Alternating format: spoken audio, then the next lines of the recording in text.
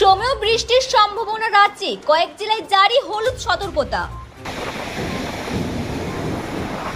সপ্তাহের শুরুতে ঝড় বৃষ্টি থাকলেও উইকেন্ডে শুষ্ক আবহাওয়া। এই সপ্তাহের শেষের দিকে উষ্ণতার ছোঁয়া ফিরতে পারে। বুধবার পর্যন্ত রাজ্যে ঝড় বৃষ্টির সম্ভাবনা রয়েছে। আজ সোমবার ও আগামীকাল মঙ্গলবার রাজ্যের সব জেলাতেই ঝড় বৃষ্টির সম্ভাবনা থাকবে।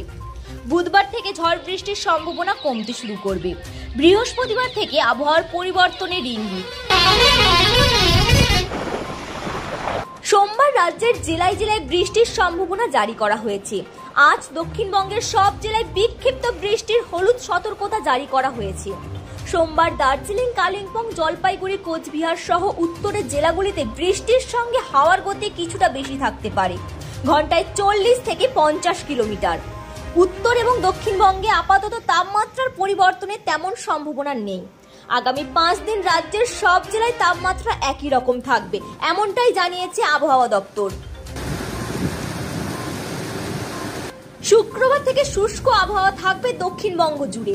উত্তরবঙ্গে দার্জিলিং সহ 4-5 জেলাতে হালকা বৃষ্টির সম্ভাবনা বিক্ষিপ্তভাবে রয়েছে।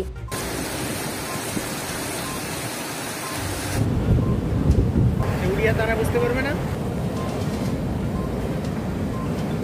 দীঘা পড়ছে। তার যে বেসটা তৈরি হয়েছে সেই বেসের উপর দীঘা পড়ছে।